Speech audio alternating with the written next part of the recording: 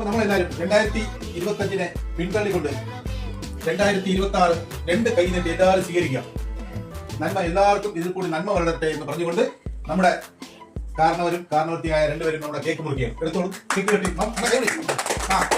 Happy new year, happy new year.